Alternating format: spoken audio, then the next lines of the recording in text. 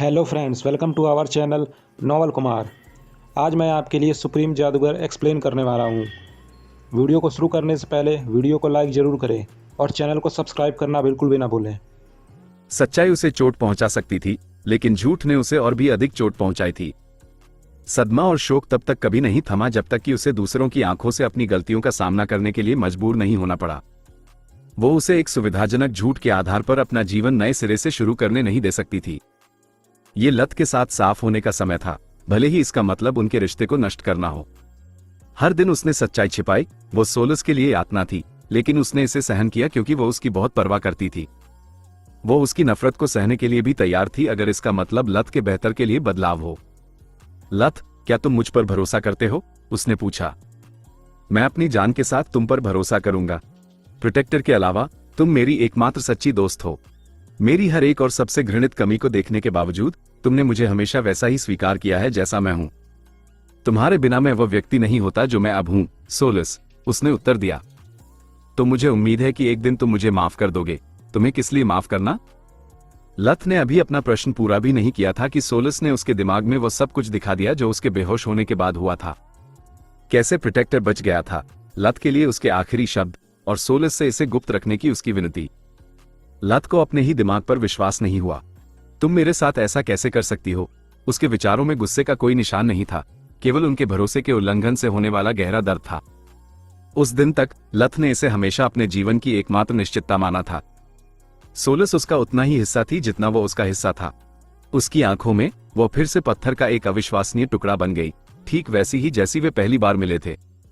वो उसका दर्द और मूक आरोप महसूस कर सकती थी। उन दोनों ने उसे गहरा दुख पहुंचाया, लेकिन वो उससे कुछ भी छिपाए बिना ईमानदार बनी रही। कैसे? मैं तुम्हें बताती हूं कैसे। मैंने बस वही किया जो तुमने वर्षों से उन सभी के साथ बार बार किया है जिन्हें तुम प्यार करते हो और जिनकी परवाह करते हो। मैंने तुम्हारी शिक्षाओं का पालन किया और तुम्हें एक ऐसी सच्चाई से सुरक्षित रखने के लिए झूठ बोला जिससे मुझे डर था कि वो तुम्हें मार सकती है। लत फटकारना चाहता था, लेकिन उसके दिमाग में जो कुछ भी आया वो उसके लिए अविश्वसनीय रूप से पाखंडी, हिपोक्रिटिकल लगा। उसे अभी भी याद था कि कैसे स्कारलेट ने उस पर सोलस के स्वभाव को भ्रष्ट करने का आरोप लगाया था, लेकिन अब वो उसके शब्दों का अर्थ समझ पाया। मैं अब से तुम पर कैसे भरोसा कर सकता हूं? तुम मुझसे तुम्हें माफ करने के लिए कैसे कह सकती हो? तुम ही एकमात्र ऐसी हो जिससे मैंने कभी झूठ नहीं बोला, कभी नहीं। ये वास्तव में आसान है, उसने एक दृढ़ आवाज के साथ उत्तर दिया, भले ही लत उसका दर्द और आंसू महसूस कर सकता था। बस मेरा दिमाग पढ़ो जैसा तुम हमेशा करते थे जब हम पहली बार मिले थे।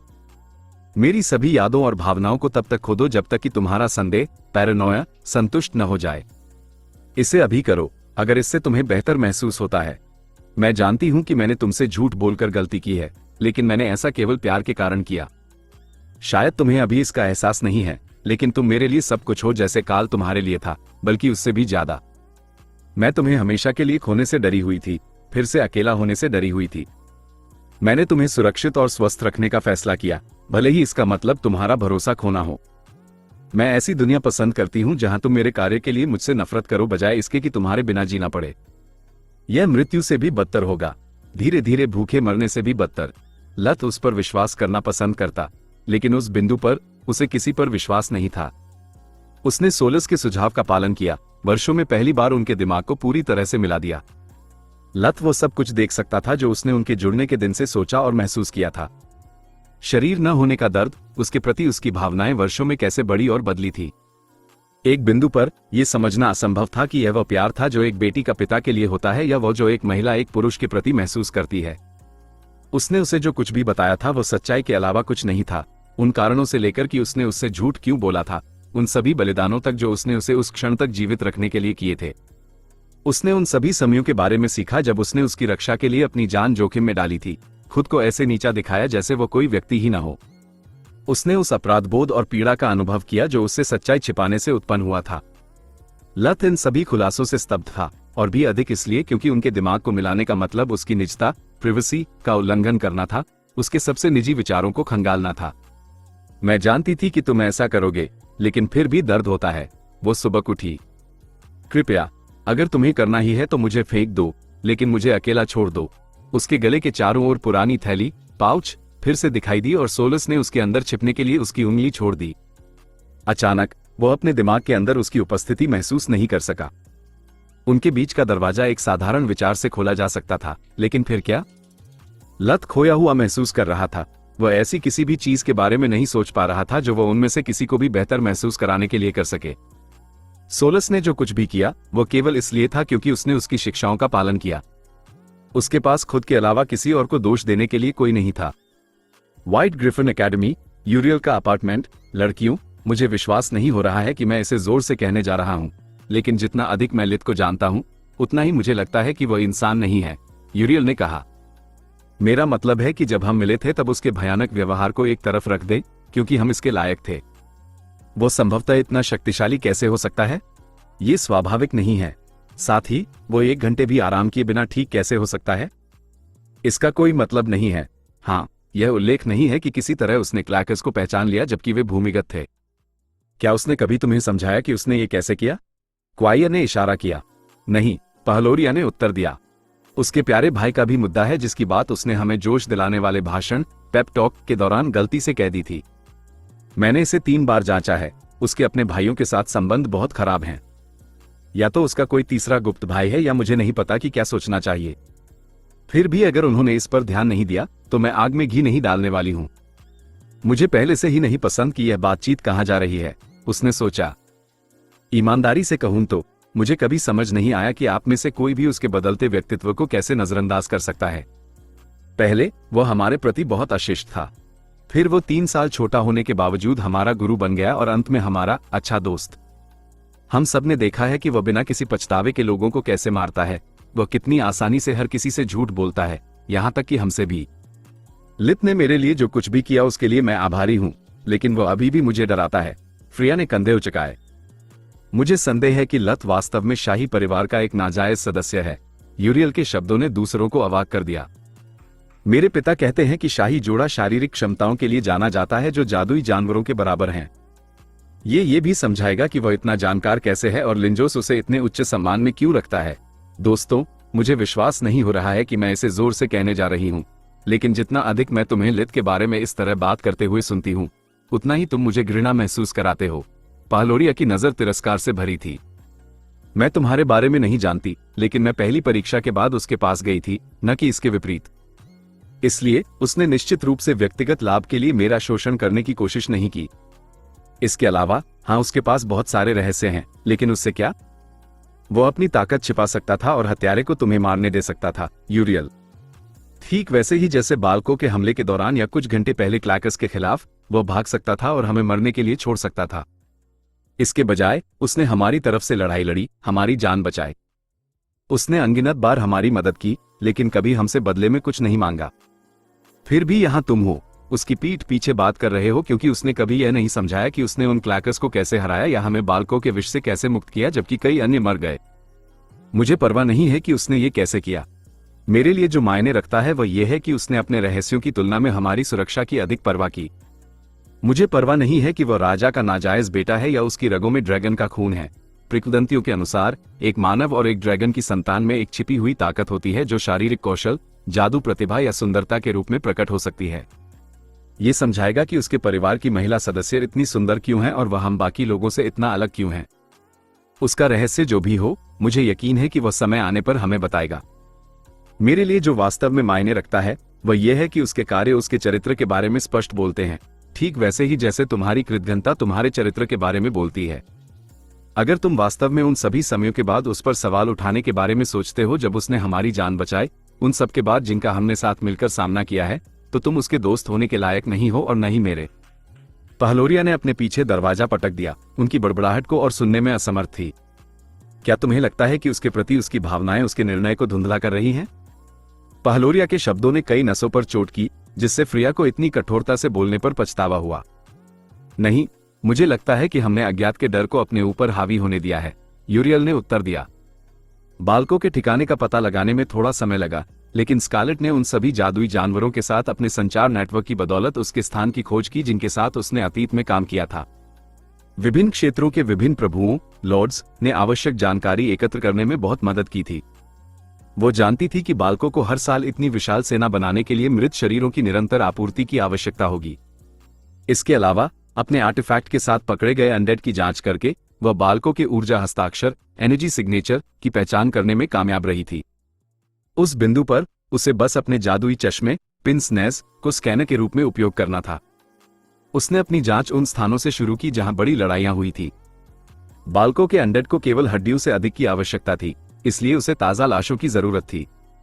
वहां से उसने पास में रहने वाले जादुई जानवरों से पूछताछ की थी। हालांकि वो सारा काम उसके आर्टिफैक्ट के बिना बेकार होता। बाल्को अपनी आपूर्ति श्रृंखला की कमियों से अवगत था। वर्षों से उसने डायमेंशनल एम्यूलेट्स में अपनी जरूरत की चीजों को संग्रहित करने और सब कुछ अपने दरवाजे पर पहुंचाने के लिए अनगिनत बिचौलियों का उपयोग किया था। एकमात्र चीज जिसकी वह भविष्यवाणी करने में असमर्थ था, वह एक ऐसे आर्टिफैक्ट का अस्तित्व था जो बड़ी दूरी से किसी व्यक्ति की लाइफ फोर्स को पहचानने में सक्षम था। स्कारलेट उसका सुराग मिलने से पहले हार मानने की कगार पर थी। उससे पहले आए अनगिनत पीछा करने वालों की तरह स्कॉपी को भी बाल्को द्वारा बिछाए गए झूठे सुरागों और धोखे के जाल में फंस रही थी। हमले से बहुत समय बीत चुका था। सुराग ठंडा था और फॉरगॉटन प्लूम जनजाति खानाबदोश थी। हालांकि नखलिस्तान ओएसिस के प्रभुओं में से एक ने उसे बताया कि कैसे चट्टान का एक छोटा सा टीला जो सदियों से उसकी जागीर को सजा रहा था, अकादमियों पर हमले समाप्त होने के ठीक बाद ढह गया था। लॉर्ड को कोई अंदाजा नहीं था कि क्या हो सकता है, लेकिन स्कारलेट के लिए यह पर्याप्त से अधिक था। एक बार जब वह उस स्थान पर पहुंची जहां टीला था, तो आर्टिफैक्ट बाल्को के ऊर्जा हस्ताक्षर का पता लगाने में सक्षम था। स्कारलेट को सुराग का पीछा करते हुए अपने गंतव्य तक पहुंचने में केवल कुछ ही घंटे लगे। वह पहले से ही बाल्को के खून और डर का स्वाद चख रही थी जब उसका पीछा अचानक समाप्त हो गया। ब्लड डेजर्ट की शासक सलार्क ने उसका रास्ता रोक दिया, खींच के साथ स्कारलेट को घूरते हुए। तुम यहां क्या कर रही हो? ये तुम्हारा इलाका नहीं है, यहां तुम्हारा स्वागत नहीं है। स्कारलेट ने सलार्क को पहचान लिया कि वह क्या थी। उसका शरीर सहज रूप से डर से कांपने लगा। लेडी सलार्क, मैं उन सभी वफादार प्रजा और प्यारे दोस्तों का प्रतिशोध लेने के लिए यहां हूं जिन्हें उस पड़ाव में छिपे दुष्ट ने मार डाला। उसने क्षितिज पर दिखाई देने वाली फॉरगॉटन प्लूम जनजाति की ओर इशारा करते हुए कहा। दुष्ट? क्या तुम्हारा मतलब इल्यूम बाल्कोर से है? अगर ऐसा है तो बेहतर होगा कि तुम घर चली जाओ। वह अब मेरी प्रजा में से एक है। टायरस से कह दो कि उसके पास अवसर था और उसने उसे बर्बाद कर दिया। अब मेरी बारी है, क्या? स्कारलेट हक्का बक्का रह गई। आप जानती हैं कि वह कौन है और वह क्या करता है, फिर भी आप उसे जीवित रहने देती हैं? बेशक, मैं देती हूं। इतनी दुर्लभ प्रतिभा को लावारिस छोड़ने वाला कौन इतना मूर्ख होगा? वर्षों से बाल्को ने फॉरगॉटन प्लूम जनजाति को समृद्ध होने में मदद की है। उसने न केवल उन्हें हर तरह के खतरों से बचाया, बल्कि उन्हें उन्नत जादू भी सिखाया और बीमारों की देखभाल की। तुम्हें पता होना चाहिए कि लाइट और डार्कनेस मैजिक साथ साथ चलते हैं। जब लोग बाल्को के बारे में सोचते हैं तो वे केवल नेक्रोमांसर को देखते हैं, लेकिन वह एक महान उपचारक हीलर भी है। मैंने उसे कई बार अपने अधीनों में से एक बनने का प्रस्ताव दिया, फिर भी उसने हमेशा इनकार कर दिया, क्योंकि इसका मतलब मेरे प्रति अपनी वफादारी की शपथ लेना और प्रतिशोध की अपनी मूर्खतापूर्ण योजनाओं को त्यागना होता। अब जब उसके पास जीने के लिए केवल कुछ ही वर्ष बचे हैं, तो बाल्कोर ने आखिरकार तर्क सुना और मेरे सामने आत्मसमर्पण कर दिया। तो दफा हो जाओ, स्कॉपी को। अपने मालिक से कहो कि वह मेरी सुरक्षा में है। मैं लेडी टायरस का सम्मान करती हूं जैसा कि मैं आपका करती हूं, लेडी सलार्क। स्कारलेट दहाड़ी। हालांकि मेरा कोई मालिक नहीं है। मैं यहां अपनी मर्जी से हूं और मैं सिर्फ इसलिए पीछे नहीं हटूंगी क्योंकि आप ऐसा कहती हैं। स्कारलेट के साहसी शब्दों पर सलार्क जोर से हंसी। बच्ची, मेरे मन में अहंकारी युवाओं के लिए एक नर्म कोना, सॉफ्ट स्पॉट है, लेकिन इसका मतलब यह नहीं है कि मैं तुम्हारे साथ नरमी बरतूंगी। एक और कदम आगे बढ़ाओ और हम दोनों दुश्मनों की तरह लड़ेंगे। तो ऐसा ही हो। स्कारलेट की दहाड़ ने धरती को कंपा दिया और आसमान को रुला दिया। रेगिस्तान की शुष्क जलवायु के बावजूद अचानक काले बादल छा गए और सूरज को ढक लिया। सलार्क की मुस्कान और भी चौड़ी हो गई। एक विश्व क्लेश, वर्ल्ड ट्रिब्यूलेशन। यह निश्चित रूप से चीजों को और अधिक दिलचस्प बनाता है, उसने सोचा। लेखक नोट: प्रिय पाठकों, मुझे आपको यह बताते हुए खेद है कि सुप्रीम मेगस कुछ समय के लिए विराम हाइएटस पर रहेगा। मेरा स्वास्थ्य खराब हो रहा है और मैं अब चीजों को और टाल नहीं सकता। मैं कुछ समय के लिए अस्पताल में भर्ती रहूंगा, लेकिन अगर सब कुछ ठीक रहा तो मुझे 3-4 सप्ताह में वापस आ जाना चाहिए। आपके समर्थन और समझ के लिए धन्यवाद। स्कारलेट ने भी वर्ल्ड ट्रिब्यूलेशन के संकेतों को पहचान लिया। इसने उसे टायरस के शब्दों की याद दिला दी, जिससे उसकी रीढ़ में सिहरन दौड़ गई। मेरी फूटी किस्मत। न केवल मुझे एक गार्डियन का सामना करने के लिए मजबूर किया गया है, बल्कि मुझे एक ही समय में एक ट्रिब्यूलेशन से भी गुजरना होगा। मुझे नहीं पता कि दुनिया मुझसे क्या चाहती है, बस इतना पता है कि मेरे मरने की संभावना दोगुनी हो गई है। भले ही सलार्क मुझे न मारे, लेकिन अगर मैं असफल रही तो दुनिया मुझे मार सकती है। उफ, अब पछताने से क्या होगा। स्कारलेट ने मौत के डर को एक तरफ रख दिया और आगे की ओर बढ़ी। उसका शरीर टूटने और बदलने लगा, उसका आकार दोगुना हो गया। उसके फर एक ढाल की तरह मोटे स्केल्स में बदल गए और स्कॉर्पिको की पीठ पर पंखों की एक जोड़ी दिखाई दी। थूथन मजल एक उग्र स्लेट जैसा बन गया, केवल उसकी आंखें ही दिखाई दे रही थी। स्कारलेट का आयाल माने एक धधकती बैंगनी ज्वाला में बदल गया, जो रेत को कांच में बदलने के लिए पर्याप्त गर्म थी। सलार्क की जिज्ञासा जगी, लेकिन वह प्रभावित नहीं हुई। ट्रिब्यूलेशन के दौरान होने वाले परिवर्तन केवल बाहरी सजावट थे, जो संभावित गार्डियन की प्रकृति की ओर इशारा करते थे। अफसोस, स्कॉर्पिको की शक्ति नहीं बदली थी। स्कारलेट ने एक साथ 10 मंत्र बुने और तत्वों की बौछार कर दी। जमीन पलट गई, रेत कांटों में बदल गई और हर तरफ से गार्डियन पर हमला करने लगी।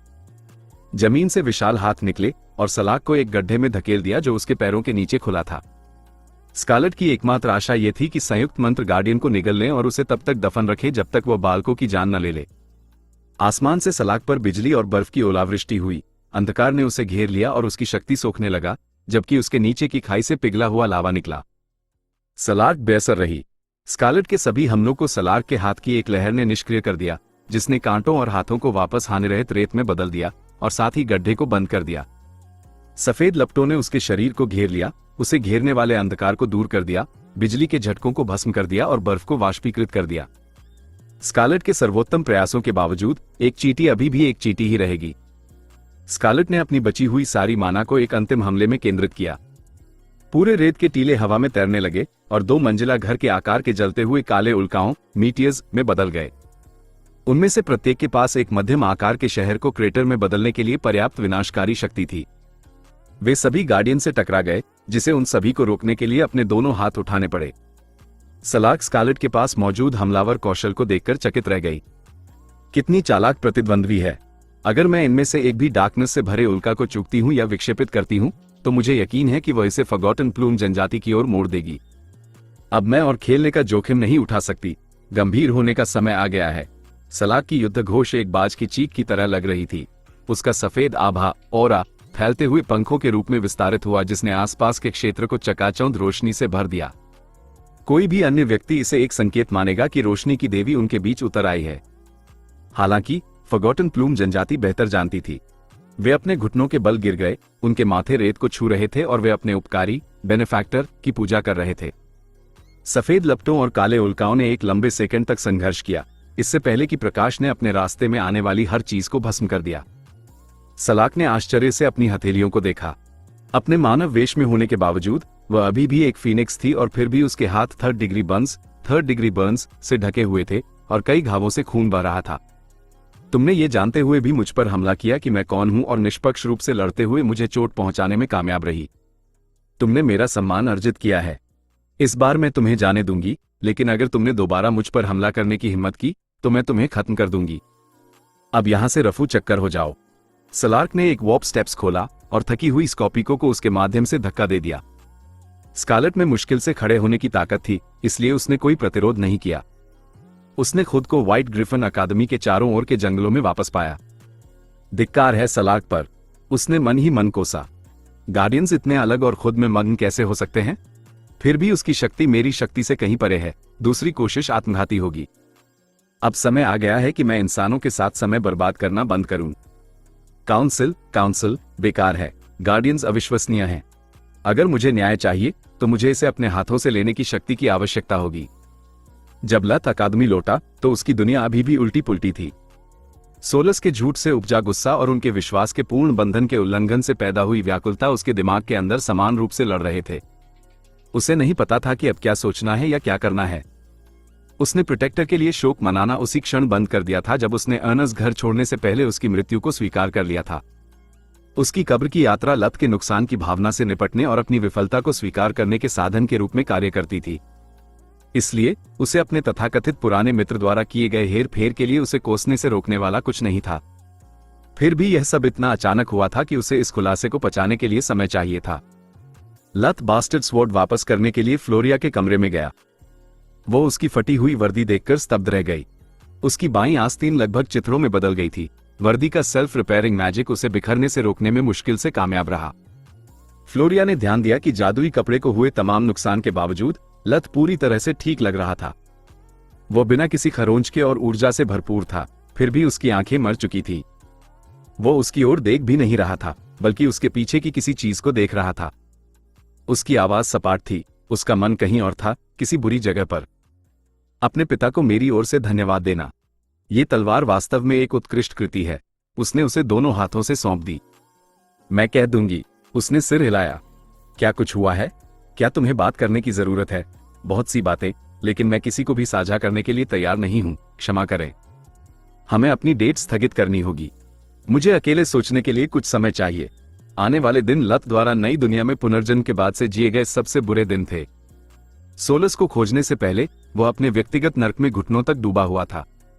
उसका नया परिवार उसके लिए पराया था, लेकिन वह ये स्वीकार करने में कामयाब रहा था कि वह एक प्रकार का राक्षस है और उसे अपना पूरा जीवन दिखावा करने में बिताने के लिए मजबूर होना पड़ेगा।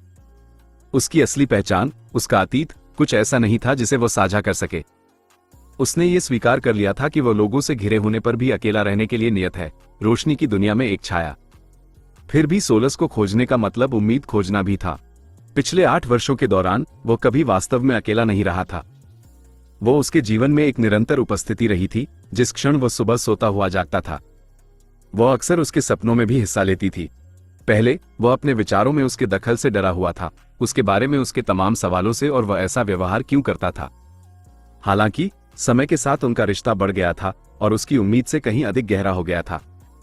सोलस ही उसे वास्तव में जानने वाली एकमात्र व्यक्ति थी, जिसके साथ वह बिना किसी न्याय के अपने सभी गहरे और काले रहस्यों को साझा कर सकता था। जब भी लत संघर्ष कर रहा होता था, चाहे अपने नए परिवार को स्वीकार करने में हो या अपने जीवन की कठिनाइयों में, वह हमेशा उसका मानसिक सहारा बनी रहती थी। हर संघर्ष जिसे उसने पार किया, लत का जीवन आसान हो गया था, फिर भी उसके अंदर का रसातल भी गहरा और भूखा होता गया। अंत में उसने जो कुछ भी हासिल किया था, वो उसने कड़ी मेहनत, धोखे और कभी कभार हत्या के माध्यम से प्राप्त किया था। मोगर, नई दुनिया, पृथ्वी से बहुत अलग नहीं थी। हर आदमी अपने लिए, और शक्ति ही सब कुछ जीतती है, अलिखित नियम थे जिनका पालन हर कोई करता था। सोलस उसका नैतिक मार्गदर्शक, मॉरल कंपस रही थी।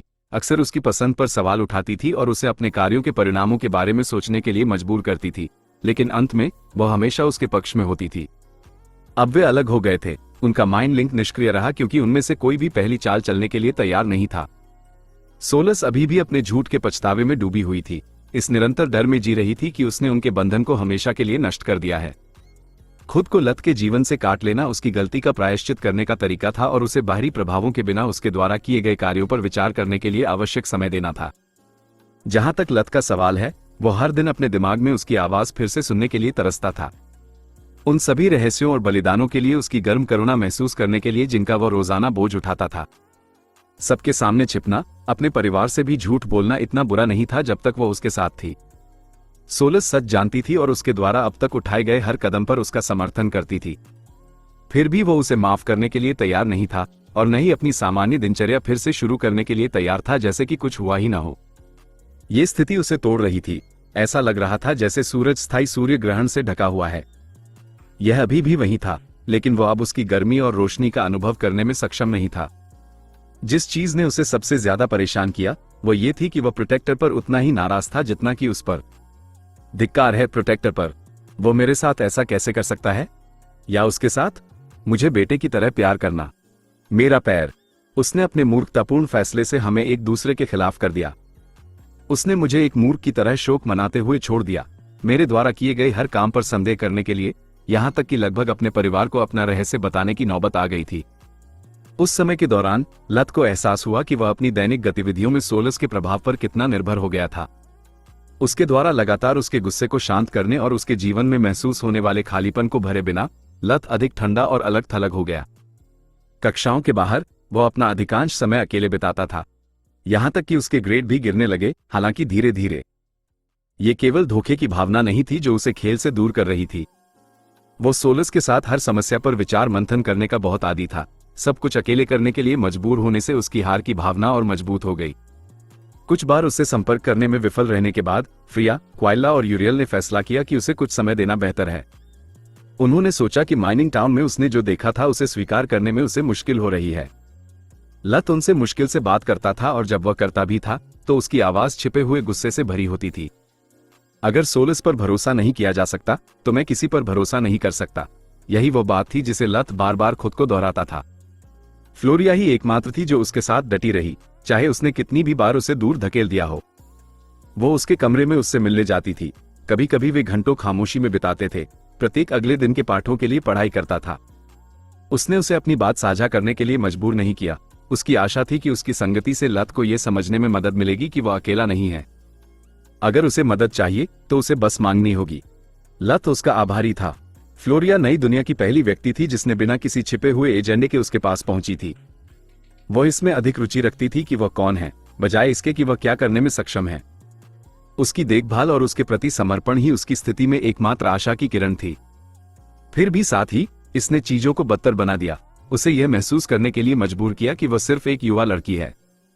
चाहे वो उसके साथ अपना बोझ कितना भी साझा करना चाहता हो, वो बस नहीं कर सका। एक सप्ताह बीत गया। लत का मूड दिन ब दिन खराब होता जा रहा था। कभी कभी वह अपने साथियों द्वारा परेशान होने से बचने के लिए अपने कमरे में अकेले खाना खाता था। न केवल सोलस के साथ उसका रिश्ता गतिरोध पर था, बल्कि वह उसके साथ हर चीज के बारे में बात करने का इतना आदी था कि पिछले दिनों उसने अक्सर आदत से मजबूर होकर माइंड लिंक स्थापित किया और तुरंत उसे बंद कर दिया। उस सुबह पहले पाठ की शुरुआत को चिन्हित करने वाले गोंग के बजने से पहले सभी कक्षाओं और विभागों में लिंजोस का एक होलोग्राम दिखाई दिया। मेरे प्रिय छात्रों, मुझे एक घोषणा करनी है। हेडमास्टर की आवाज दृढ़ थी, लेकिन वो थके हुए लग रहे थे। उनकी आंखों के नीचे काले घेरे थे और 30 के दशक के मध्य में होने के बावजूद उनके बाल पहले ही सफेद हो रहे थे। इस साल बहुत सी चीजें हुई हैं, कुछ अच्छी, कुछ बुरी। बालकों के हमले के कारण सभी अकादमियों ने अपने स्टाफ के सदस्यों को खो दिया है, जिससे हमारी गतिविधियों में और देरी हुई है। सभी को अपने प्रियजनों का शोक मनाने की अनुमति देने के लिए और आप जिस दौर से गुजरे हैं उसके सम्मान में क्राउन ने आदेश दिया है कि इस वर्ष कोई तीसरा एग्जाम नहीं होगा। आपके ग्रेड विशेष रूप से तीसरी तिमाही के दौरान आपके दैनिक मूल्यांकन, डेली एवैल्यूएशन पर निर्भर करेंगे। रैंकिंग का खुलासा अकादमी के अंतिम दिन के दौरान किया जाएगा, लेकिन आप पहले से ही प्रभारी प्रोफेसर से पूछकर किसी विशेष विषय में अपना ग्रेड जान सकते हैं। यदि किसी कारण से आप अपने परिणामों से संतुष्ट नहीं हैं, तो आप अपने कौशल, स्किल के पुनर्मूल्यांकन के लिए प्रैक्टिकल टेस्ट के लिए आवेदन कर सकते हैं। सावधान रहें कि यदि आप इसे लेने का निर्णय लेते हैं, तो प्रोफेसर्स को आपके ग्रेड बढ़ाने के साथ साथ घटाने की भी अनुमति है। शीतकालीन अवकाश, विंटर ब्रेक से पहले हमारे पास केवल 2 सप्ताह बचे हैं। आप उस समय सीमा से पहले कभी भी अपना टेस्ट निर्धारित कर सकते हैं। आपका दिन शुभ हो। लत का समूह सुबह के चक्कर के लिए अकादमी से बाहर निकला। उनके साथ प्रोफेसर आयन हेल्म थे। लत इस घटनाक्रम से खुश था। उसकी अपने साथियों की दोबारा रखवाली करने की कोई इच्छा नहीं थी और न ही उस पाठ की परवाह करने का नाटक करने की इच्छा थी जिसे लिंजोस अन्य छात्रों को सिखाना चाहते थे। सोलस के बिना हर दिन एक यातना थी। वह अपने गुस्से और नफरत को बिना सीमाओं के बढ़ते हुए महसूस कर सकता था। उसे खुद को हर समय झल्लाने से रोकने के लिए अत्यधिक इच्छाशक्ति की आवश्यकता होती थी जब भी कोई चीज या कोई उसे परेशान करता था। लत जानता था कि जल्दी या बाद में उसे एक बार और हमेशा के लिए उसका सामना करना होगा। उसे दूर रखने से उसका कोई भला नहीं हो रहा था। इसके विपरीत उसकी अनुपस्थिति से पैदा हुआ खालीपन इस बात की निरंतर याद दिलाता था कि उसे सोलस की एक व्यक्ति के रूप में उन क्षमताओं से भी अधिक आवश्यकता है जो उनके बंधन ने उसे प्रदान की थी। वह पहले ही उस बिंदु पर था जहां वह मुश्किल से पहलोरिया की परवाह कर पा रहा था। अगर पूरी अकादमी उसके सामने टूट जाए तो लत पलक तक नहीं झपकाएगा। वो शीतकालीन अवकाश का इंतजार नहीं कर सकता था ताकि अंत में उसके पास केवल अपने लिए 3 महीने हों। उनके चक्कर शशांकितपूर्ण रहे। उनके सभी मरीज कुलीन थे जो छोटी मोटी बीमारियों से पीड़ित थे, जिन्होंने अपने संपर्क का फायदा उठाकर ही हीलर को अपने घर बुलाया था। ठीक है दोस्तों, हमारा काम लगभग पूरा हो गया है, यूरियल ने कहा जब उन्होंने अपनी सूची के एक को छोड़कर बाकी सभी नामों की जांच कर ली थी। मैंने इस मरीज को अंत के लिए बचा कर रखा है क्योंकि वो मेरे परिवार का दोस्त है और इसमें कुछ समय लग सकता है। क्या कोई समस्या है अगर हम सामान्य से थोड़ा बाद में वापस आएं, प्रोफेसर? आयनहेल ने सिर हिलाया। उसके पास मना करने का कोई कारण नहीं था। वो जितनी देर उनकी रखवाली करता, उसे लौटने पर उतना ही कम कागजी काम मिलता। किसी और से यह काम करवाना ही मुख्य कारण था कि उसने इस कार्य के लिए स्वयं सेवा की थी। मुझे यकीन है कि तुम मेरे बिना इसे संभाल सकते हो। मुझे बहुत कुछ करना है। अपने दोस्त के साथ मजे करो। लत ने मुस्कुराते हुए मेज एसोसिएशन की स्थानीय शाखा के ठीक बाहर वॉप स्टेप्स खोल दिया। वो कदम रखने ही वाला था कि यूरियल ने उसे रोक दिया। मुझे वास्तव में खेद है, लत। मुझे तुमसे एक उपकार मांगना है। यूरियल को उसकी मदद मांगने के लिए मजबूर होना पसंद नहीं था, खासकर तब से जब लत कई दिनों से बिना किसी स्पष्ट कारण के उसे नजरअंदाज कर रहा था। क्या बात है? लत ने यूरियल को वैसे ही घूरा जैसे वे पहली बार मिले थे। जिस व्यक्ति से हम मिलने जा रहे हैं वह वास्तव में मेरे पिता का मित्र है। उसके पास किंगडम के महान हीलर्स में से किसी एक के साथ अपॉइंटमेंट लेने का अधिकार या दर्जा नहीं है, इसलिए उसने हमारे चक्कर में शामिल होने के लिए वो सब कुछ किया जो वह कर सकता था। मुझे नहीं पता क्यों, लेकिन उसने स्पष्ट रूप से तुम्हारे लिए पूछा। उसने मेरे पिता को तब तक परेशान किया जब तक उसे वादा नहीं मिल गया कि मैं तुम्हारा सहयोग सुनिश्चित करूं। क्या यह व्यक्ति प्रभावशाली है? लत ने पूछा। एक बात थी उन लोगों की सूची में एक और नाम जोड़ना जो उसके उपकार के ऋणी थे, दूसरी बात थी छोटे कुलीनों के साथ अपना समय बर्बाद करना। वास्तव में नहीं। हाउस टनाश एक युवा जादुई रक्तरेखा मैजिकल ब्लड लाइन है जिसने पिछली 2 पीढ़ियों में कोई जादूगर पैदा नहीं किया। वे अपना दर्जा खोने की कगार पर हैं। वे तुम्हारे लिए बहुत कुछ नहीं कर सकते, लेकिन अगर तुम मदद करने के लिए सहमत होते हो तो मेरा घर तुम्हारा ऋणी होगा। यूरियल लत के शब्दों के पीछे का अर्थ समझ गया, इसलिए दोस्त वाला कार्ड खेलने के बजाय उसने सौदा करने का फैसला किया। लत ने सिर हिलाया। हाउस डियारस उन्नति पर था और वह पहले से ही उनके साथ अच्छे संबंधों में था। अर्नस के साथ आर्चमिच डियारस कोई ऐसा व्यक्ति था जो आवश्यकता पड़ने पर उसकी बहुत मदद कर सकता था। उच्च श्रेणी के जिले के बाहरी इलाके में स्थित होने के बावजूद हाउस टनाश एक शानदार हवेली निकली। ये 3 मंजिला इमारत थी, प्रत्येक मंजिल लगभग 200 वर्ग मीटर की थी। फिर भी सफेद दीवारों और उसे घेरे हुए जादुई बाड़ के बावजूद लत स्पष्ट रूप से देख सकता था कि यह एक गिरते हुए घराने का था। यह मार्शनेस के घर से बहुत छोटा था, जो एक जादुई रक्तरेखा के बजाय एक अमीर व्यापारी के लिए अधिक उपयुक्त था। हवेली में कोई बगीचा नहीं था, दीवारों पर या सामने के दरवाजे पर कोई प्रतीक चिन्ह इंसिग्निया नहीं था। ऐसा लग रहा था जैसे वे अपनी पहचान छिपाने की कोशिश कर रहे हों। यूरियल के खटखटाने के बाद दरवाजा लगभग तुरंत खुल गया। बटलर ने काफी महंगी पोशाक पहनी थी। उसकी सफेद कमीज रेशम की बनी थी जबकि गहरा नीला ब्लेजर और पैंट कश्मीरी कैशमियर थे। वो लगभग 1.65 5 फीट 5 इंचेस मीटर लंबा आदमी था जिसकी नीली आंखें, सुनहरे बाल और उसी रंग की दाढ़ी और मूंछें थी। बटलर घातक रूप से पीला पड़ा हुआ था और उसे बहुत पसीना आ रहा था। उसकी कमीज के कॉलर पर कई दाग देखे जा सकते थे। लॉर्ड डियारस, भगवान का शुक्र है कि आप यहाँ हैं। मैं सारी उम्मीद खोने लगा था। लत उस आदमी के खराब व्यवहार पर मुस्कुराया जो अपने मालिक को रास्ता देने के बजाय यूरियल को अंदर खींच रहा था। आप ही मास्टर लत होंगे, बटलर ने अचानक उसका हाथ पकड़ते हुए कहा जैसे कि वो कोई खजाना हो। पसीने के कारण उस आदमी के हाथ बाम मछली ईल की तरह फिसलन भरे थे। लत उससे छुटकारा पाना चाहता था लेकिन समझ नहीं पा रहा था कि बिना अशिष्ट हुए इसे कैसे किया जाए। आप बिल्कुल वैसे ही हैं जैसा उन्होंने आपका वर्णन किया था, लंबे, शांत और ऐसी नजर के साथ जो किसी रोते हुए बच्चे को भी चुप करा दे। मुझे आशा है कि आपके बारे में बाकी सब कुछ भी सच है। मेरे बेटे को आपकी मदद की सख्त जरूरत है। आपका बेटा? लत अचानक बोल पड़ा। अगर उनके पास बटलर नहीं है तो वे वास्तव में मुसीबत में होंगे। या तो स्थिति इतनी हताश है कि लॉर्ड टनाश खुद दरवाजा खोलने आए। फिर भी इसका कोई मतलब नहीं है। अगर उनका बेटा इतना बीमार है तो उन्होंने उसे व्हाइट ग्रिफिन अस्पताल में क्यों नहीं स्वीकार किया? लत ने सोचा। लॉर्ड तानाश, ये लुटिया का लित है। यूरियल घर के मालिक के व्यवहार से वास्तव में शर्मिंदा था, लेकिन उसने अपना आपा बनाए रखा और लित द्वारा मदद के बारे में अपना मन बदलने से पहले अपने मेजबान के स्थान पर उचित परिचय दिया।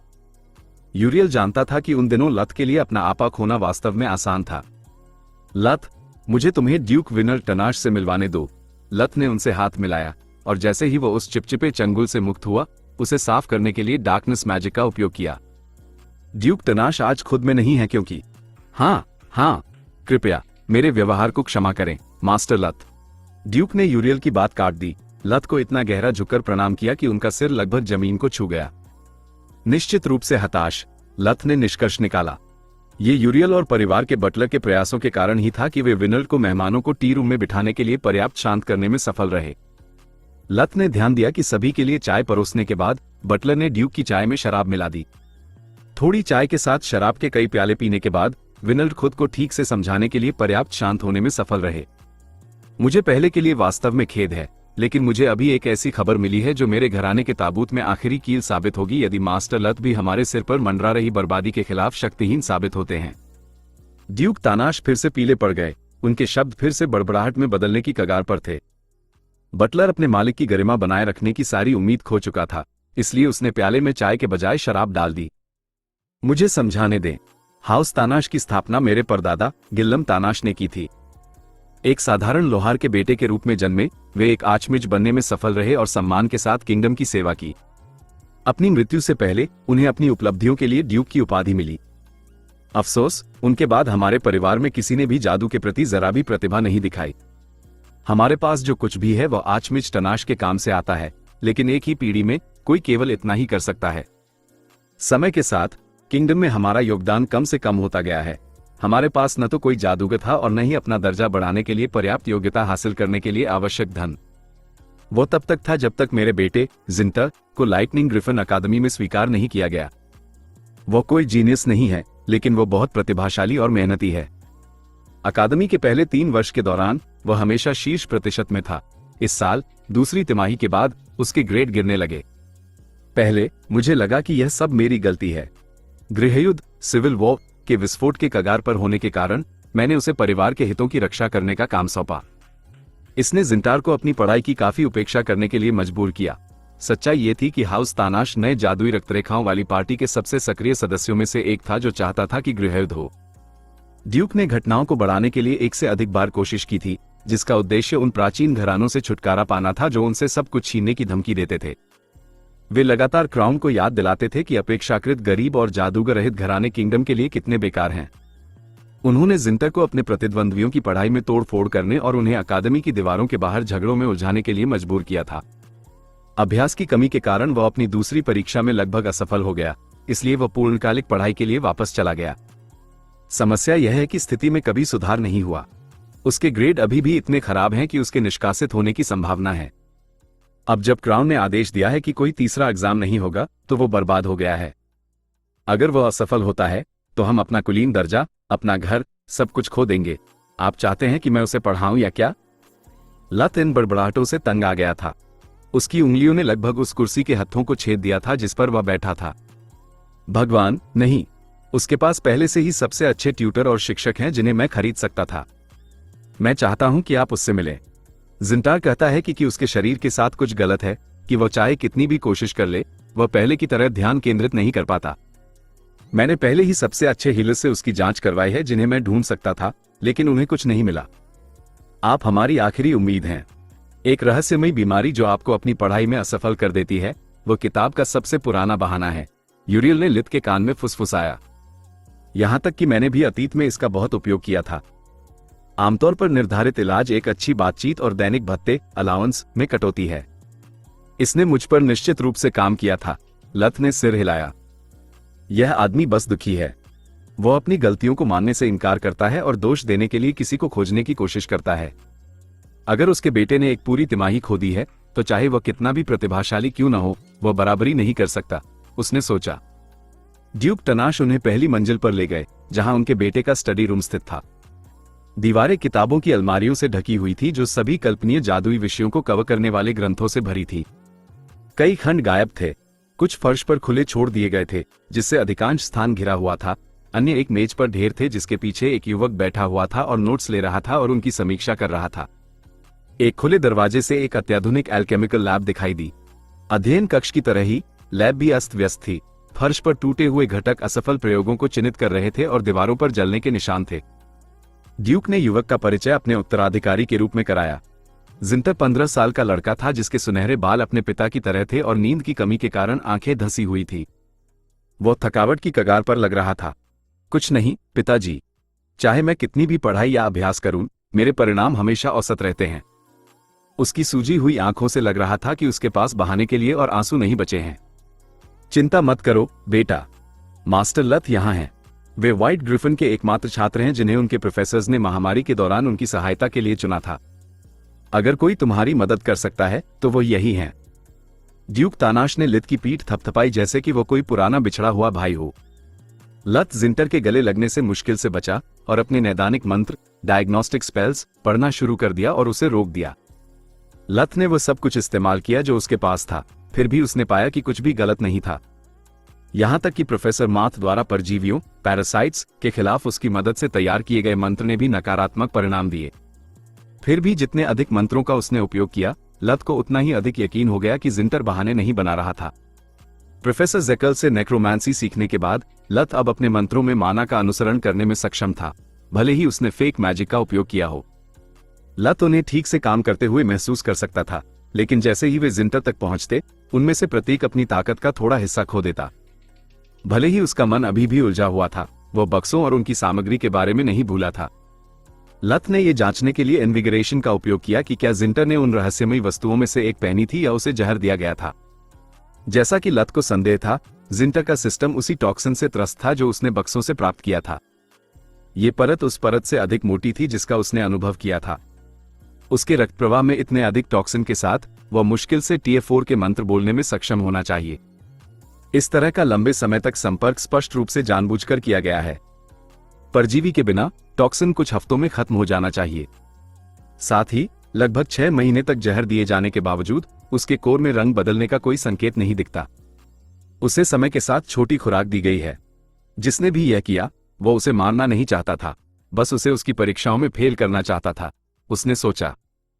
लत उसे अच्छी खबर देने ही वाला था, लेकिन तभी वो ठिठक गया। अगर मैं उसे ठीक कर देता हूं तो टॉक्सिन का अस्तित्व सार्वजनिक जानकारी बन जाएगा। जिम्मेदार व्यक्ति के पास सबूतों से छुटकारा पाने और छिपने के लिए काफी समय होगा।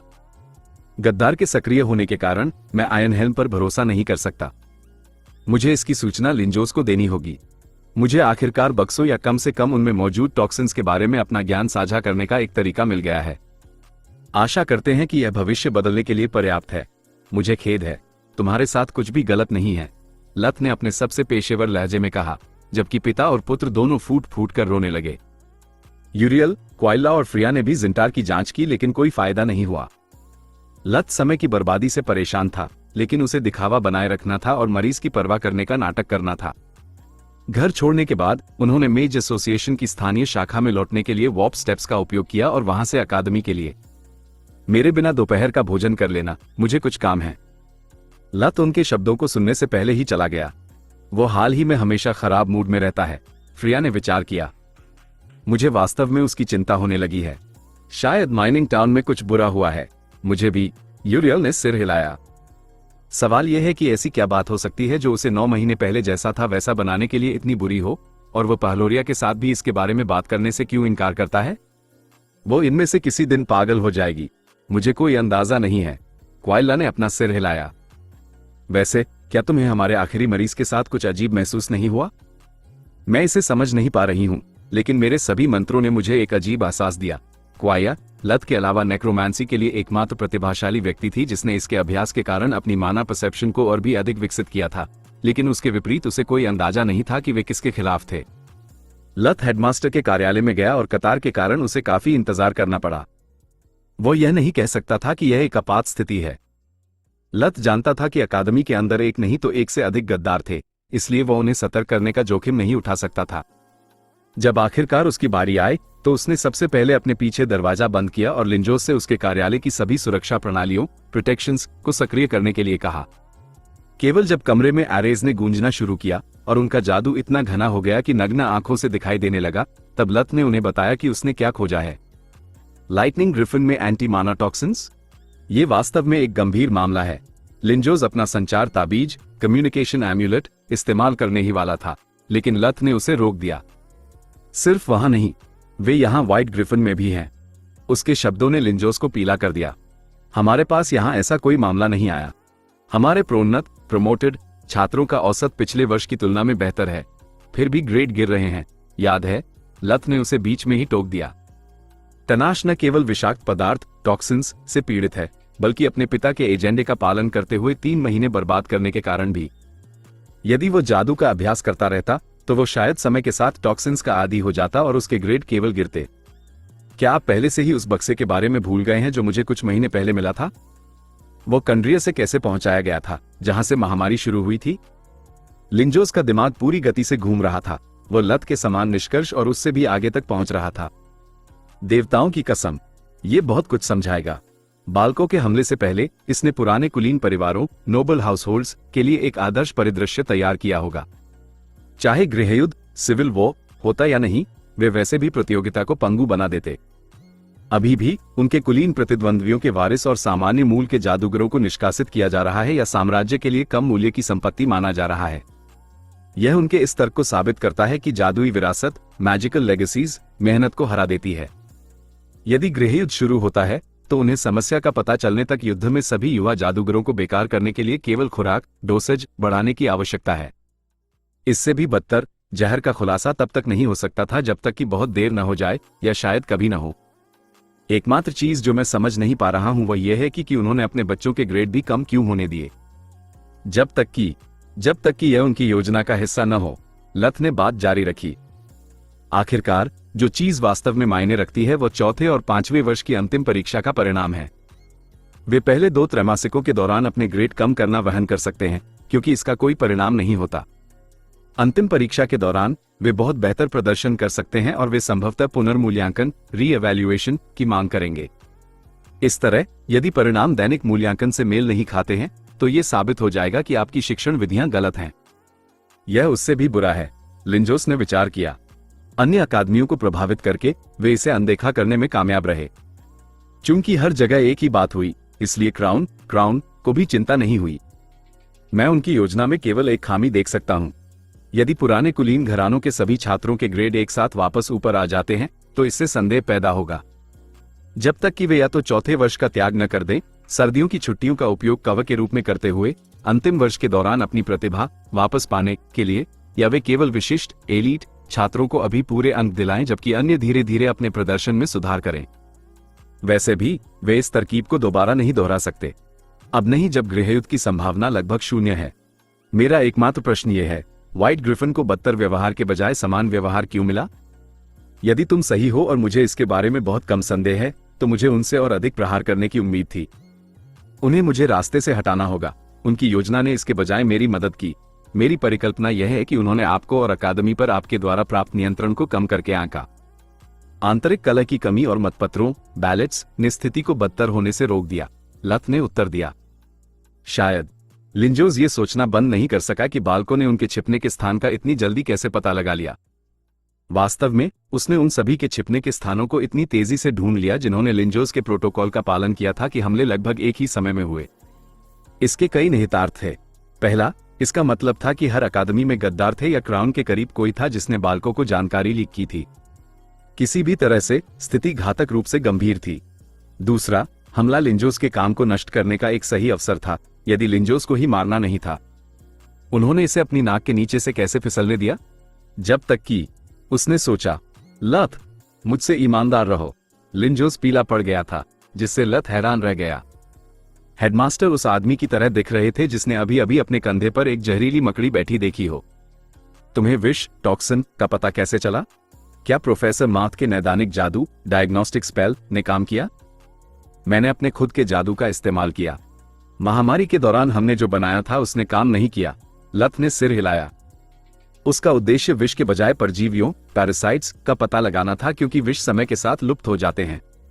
जैसा कि मुझे डर था, लिंजोस ने सिर हिलाया। कृपया जांच करें कि क्या मैं भी संक्रमित हुआ हूं। लथ ने जादू जपने का नाटक किया, जबकि वास्तव में वह हेडमास्टर पर इन्विगरेशन का उपयोग कर रहा था, जिसमें शारीरिक संपर्क की आवश्यकता होती थी। यह पहली बार था जब लिंजोस ने ऐसा जादू देखा था। यह समझ में नहीं आता। लथ हक्का बक्का रह गया। आपको भी जहर दिया गया है, लेकिन विष की मात्रा उस मात्रा से बहुत कम है जो मैंने तानाश के बच्चे में पाई थी। इसके बजाय ये बिल्कुल समझ में आता है, लिंजोस ने उत्तर दिया। एक छात्र अपने स्वयं के माना प्रवाह के व्यवधान पर ध्यान नहीं दे सकता है, लेकिन कोई भी सक्षम जादूगर दे देगा। इसलिए उन्होंने मुझे केवल बालकों के हमले से ठीक पहले जहर देना शुरू किया होगा, जब मेरा मन कहीं और था। मैंने सामान्य से कमजोर महसूस किया, लेकिन मुझे लगा कि यह तनाव के कारण है। इसके अलावा हटोरने के गायब होने के साथ गद्दारों को कोई अंदाजा नहीं है कि खुराक को कैसे समायोजित किया जाए। बालकों की योजनाओं का बदलाव अप्रत्याशित था। मुझे ये जानकर आश्चर्य नहीं होगा कि मुझे और शायद अधिकांश प्रोफेसरों को जहर देना मुझसे छुटकारा पाने का एक अंतिम समय का प्रयास था। चूंकि विष समय के साथ बनते हैं, इसलिए वे बहुत कम ही कर सकते थे। यह उल्लेख नहीं है कि मेरे लिए कुछ घंटों में अपनी शक्तियों को आधा होना महसूस न करना कठिन होता। मैं मनोहर से संपर्क करता और इसकी संभावना नहीं है कि उसे सच्चाई का पता नहीं चलता, जैसे तुम्हें चला। लथ ने राहत महसूस की। उसने लिंजोस को बहुत कम सबूत होने के बावजूद और अपनी पहचान उजागर किए बिना अकादमी के लिए खतरे की उपस्थिति के प्रति आश्वस्त कर दिया था। हेडमास्टर ने अपना हाथ लहराया, जिससे उनकी मेज के कोनों पर 4 जादुई क्रिस्टल दिखाई दिए। तो दोस्तों, उम्मीद है आपको ये ऑडियो सीरीज़ पसंद आ रही होगी। अगर आपको वीडियो अच्छी लगे तो वीडियो को लाइक ज़रूर करें और हमारे चैनल नोवल कुमार को सब्सक्राइब करना बिल्कुल भी ना भूलें। तो चलिए वीडियो को कंटिन्यू करते हैं। उसने अपना संचार ताबीज ठीक बीच में रखा, क्राउन के साथ एक सुरक्षित चैनल सक्रिय किया, जो जानकारी उसने अभी प्राप्त की थी उसे रिले किया और एक रॉयल कांस्टेबल के हस्तक्षेप का अनुरोध किया। हमें कर्मचारियों और छात्रों की जांच करानी होगी। लत ने लिंजोस को राजा के सामने अपनी तत्काल चिंताओं को व्यक्त करते हुए सुना। मैं दोषियों को सतर्क करने के जोखिम के बिना इसे अकेले नहीं कर सकता। उन सभी की जांच करना भी आवश्यक है जो दूसरे सेमेस्टर में विफल रहे। कुछ वास्तव में प्रतिभाहीन आलसी हो सकते हैं, लेकिन अन्य निर्दोष पीड़ित भी हो सकते हैं। जब हेडमास्टर लत के योगदान का उल्लेख कर रहे थे, उसकी दृष्टि धुंधली हो गई। लत को अचानक सिर हल्का महसूस हुआ, जबकि चित्र तेजी से दिखाई देते और गायब होते रहे। भगवान का शुक्र है, आखिरकार मैं उस मनहूस भविष्य को बदलने में कामयाब रहा। उसने शुरू से ही पुराने विजन को देखा, व्हाइट ग्रिफिन अकादमी का पतन, उसके बाद गृहयुद्ध की शुरुआत, जब तक कि उसके पूरे परिवार की हत्या नहीं हो गई। लत को उन चित्रों से डर महसूस नहीं हुआ। वे धुंधले पड़ रहे थे, हर सेकंड के साथ और अधिक धुंधले होते जा रहे थे, जब तक कि वे पूरी तरह से गायब नहीं हो गए। सब कुछ खाली हो गया और एक लंबे सेकंड के लिए लत ने अपनी सांसें रोक ली और नए भविष्य का इंतजार करने लगा। उसने जो देखा वह अकादमी के ऊपर सूर्योदय और सूर्यास्त की एक त्वरित श्रृंखला थी। जंगल के पेड़ों की पत्तियां लाल हो गईं और गिर गईं, बर्फ ने सब कुछ सफेद परिदृश्य में बदल दिया। फिर सूरज और ऊंचा उठा, गिर चुकी पत्तियों की जगह नई पत्तियों ने ले ली और बर्फ पिघल गई। लत अकादमी के अंदर कुछ होते हुए महसूस कर सकता था, हालांकि वह इसे काफी दूरी से देख रहा था। उसे आवाजें सुनाई दे रही थी और खिड़कियों से रोशनी की चमक दिखाई दे रही थी, लेकिन वो समझ नहीं पा रहा था कि क्या हो रहा है। दूरी ने सब कुछ अस्पष्ट, मफल्ड कर दिया था। खैर, कम से कम अकादमी अब ढह नहीं रही है। यह एक अच्छा संकेत है, लत ने सोचा। अचानक उसे महल के अंदर ले जाया गया। अब वो आवाजों को चीखों और विस्फोटों के रूप में पहचानने में सक्षम था, जबकि रोशनी की चमक जादू के कारण हो रही थी। लित ने पहलोरिया को मरते हुए देखा, जिसके दिल में एक लंबे चाकू से वार किया गया था। दोषी अज्ञात था, हथियार असली लग रहा था, लेकिन उसे चलाने वाला हाथ सिर्फ एक परछाई थी। क्रोध और पीड़ा ने उसके मन को झकझोर दिया। क्या वो कोई अबोमिनेशन है, या ये दर्शन भी नहीं जानता कि यह कौन करेगा? भले ही वो समझ गया था कि इसमें से कुछ भी वास्तविक नहीं था। लत ने पहले स्पिरिट मैजिक से ब्लेड को रोकने की कोशिश की और बाद में फ्लोरिया को ठीक करने की, लेकिन कोई फायदा नहीं हुआ। वो चाहे कितनी भी कोशिश क्यों न कर ले, उसे उस स्थान से हिलना असंभव लगा जहां से उसे देखने के लिए मजबूर किया गया था। दर्शन वापस लुटिया की ओर मुड़ा। गांव शांत था, लेकिन आसमान से एक परछाई गिरी। एक एक करके उस क्षेत्र में गश्त कर रहे रानी के कोर, क्वींस कॉर्प्स के सदस्य गिर गए। उनके शरीर क्षत विक्षत या विघटित, डिसइंटीग्रेटेड हो गए। परछाई लत के घर तक पहुंची, पलक झपकते ही उसके परिवार को मार डाला। इस बार वे पीड़ित नहीं होंगे। कोई अनाम सैनिक उसकी बहनों का अपहरण और बलात्कार नहीं करेगा, लेकिन फिर भी वे मर जाएंगे। नहीं, क्यों? उन्होंने तुम्हारा क्या बिगाड़ा था, तुम नीच कमीने? लत अंदर ही अंदर चीखा। उसके परिवार की लाशें उसकी आंखों के सामने नाच रही थी। यहां तक कि रीना और उसका पति भी नहीं बच पाए। परछाई सावधान और सूक्ष्म थी, पीछे कोई गवाह नहीं छोड़ रही थी। लत के दिल में दहशत भर गई। नए दर्शन के अनुसार वह अब कोई गौण क्षति, कोलैटरल डैमेज नहीं था। उसके प्रियजन अब इच्छित लक्ष्य, इंटेंडेड टारगेट थे। लत, क्या हुआ? तुम चिल्ला क्यों रहे हो? राजा ने चिंतित स्वर में पूछा। लत को पता चला कि वह जमीन पर गिर गया था और लिंजोस उसकी हालत की जांच करने के लिए उसके पास थे। लत जम गया, एक उचित उत्तर की तलाश में। हेडमास्टर ड्रॉइड के उपहार, ड्राइड्स गिफ्ट के बारे में जानते थे, जिसके कारण उसे पिछला दर्शन हुआ था, इसलिए लत इसे स्वतंत्र रूप से उनके साथ साझा कर सकता था। लत सदमे से उबरते हुए कुछ शब्द हकलाया, कुछ भी समझने में असमर्थ। उसने केवल चीजों को होते हुए नहीं देखा था, उसकी आत्मा से बंधे जादू ने सब कुछ वास्तविक और दर्दनाक बना दिया था। ये समय के पीछे हटने से पहले उन घटनाओं को जीने के लिए मजबूर होने जैसा था। सब ठीक है, शांत हो जाओ और मुझे बताओ क्या हुआ। लिंजोस ने उसे वापस अपने पैरों पर खड़ा होने में मदद की।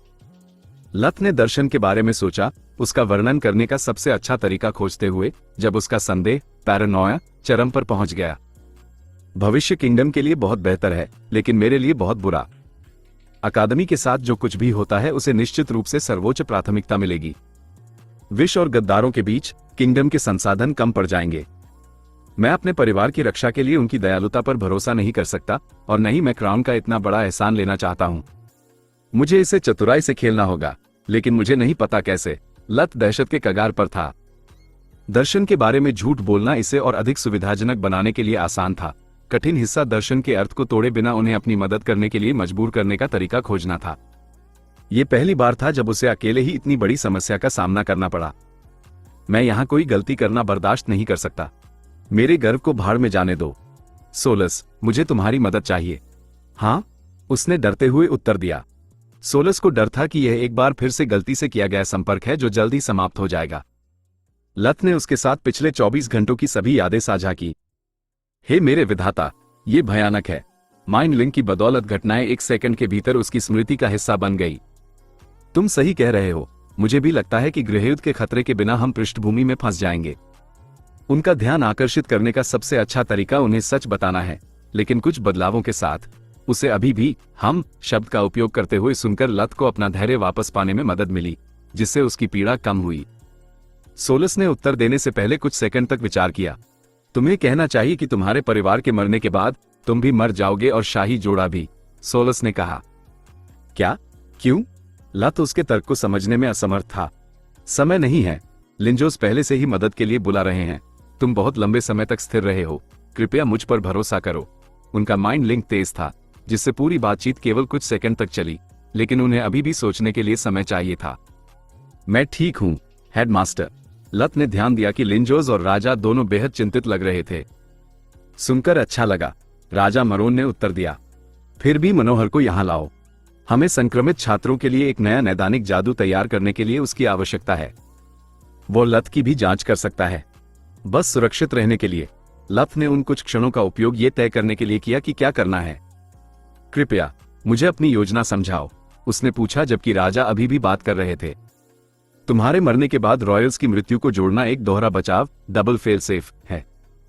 आखिरकार वे जानते हैं कि दर्शन वही दिखाता है जो तुम्हारी आत्मा सबसे ज्यादा चाहती है। जब तुम जीवित हो तब रॉयल्स को वहां रखना तुम्हें संदिग्ध बना देगा।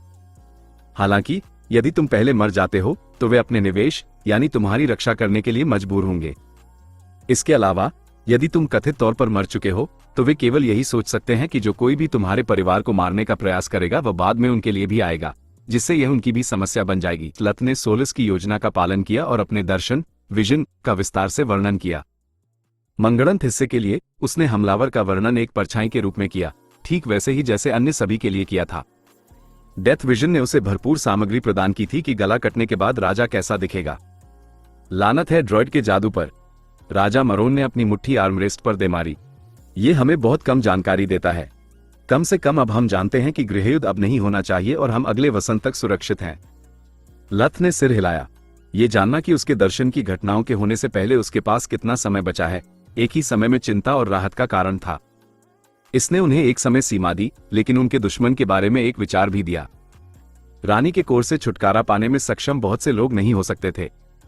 इसके अलावा जब तक अकादमी पर हमला नहीं होता तब तक लत के पास चिंता करने का कोई कारण नहीं था। समस्या ये थी कि क्या वे इसे रोकने में सक्षम होंगे और उसके बाद भविष्य कैसे बदलेगा। जब प्रोफेसर मनोहर और माथ पहुंचे तो उन्होंने लिंजोस की जांच करने से पहले लित की स्थिति की जांच की। ये बस अविश्वसनीय है, माथ ने कहा। मेरा कोई भी नैदानिक, डायग्नोस्टिक जादू कुछ भी पता नहीं लगा पा रहा है, लेकिन अब जब मैं जानता हूं कि क्या खोजना है तो विष के प्रभाव को पहचानना आसान है। सहमत? मनोहर ने हेडमास्टर के शरीर से विषाक्त पदार्थ को निकालते हुए सिर हिलाया। यह अविश्वसनीय है कि कोई इतने स्पष्ट प्रभाव को कैसे चूक सकता है, चाहे वह रोगी हो या उपचारक। लिंजोस और माथ दोनों ने उसकी टिप्पणी को नजरअंदाज कर दिया। वे जानते थे कि मनोहर की आंखों में पूर्णता, परफेक्शन के अलावा कोई भी परिणाम अक्षमता के कारण होता है। आमतौर पर मैं ऐसा कुछ नहीं पूछूंगा, लेकिन क्या तुम वाकई अपना नैदानिक जादू साझा नहीं करना चाहते, लत? माथ ने पूछा। इसने महामारी के दौरान हमारी बहुत मदद की और अब इसने सभी अकादमियों के खिलाफ एक खतरनाक साजिश का पर्दाफाश करने की अनुमति दी है।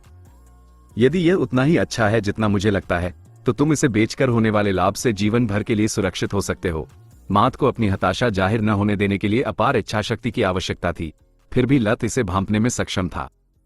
उसके जबड़े की मांसपेशियां थोड़ी तनी हुई थी और उसकी आवाज में एक तीखापन था जिसे अपनी बढ़ी हुई इंद्रियों के साथ पहचानना मुश्किल नहीं था। बेचारा, न केवल उसे दैनिक आधार पर मनोहर से निपटना पड़ता है, बल्कि अब उसे इस तथ्य का भी सामना करना पड़ता है कि छोटा होने के बावजूद मैं इन्विगरेशन की बदौलत उससे पहले ही बेहतर हीलर बन गया हूं, लित ने सोचा। हाँ, तुम मात के लिए वही बन गए हो जो वह वस्तोर के लिए है। लित ने अभी तक माइंड लिंक नहीं काटा था, इस मामले में कि कुछ और हो जाए, जिससे सोलस को उसके साथ का आनंद लेने का मौका मिला। मत करो। अगर यह मेरे जादू के आधा भी अच्छा है तो यह एक आपदा होगी, मनोहर ने कहा। तुम जानते हो कि एक अच्छा हीलर मिलना इतना कठिन क्यों है? क्योंकि जादूगर बिना ये समझे कि जादू क्या करता है और क्यों, सब कुछ रट लेते हैं। हीलर्स को सामान्य जादूगरों से बेहतर होना पड़ता है क्योंकि बीमारियां बदलती हैं, नए जहर बनाए जाते हैं और मानव शरीर के बारे में अभी भी बहुत सी चीजें अज्ञात हैं। यदि तुम अपना जादू साझा करते हो तो यह अल्पकालिक रूप से महान और दीर्घकालिक रूप से एक बुरा सपना होगा।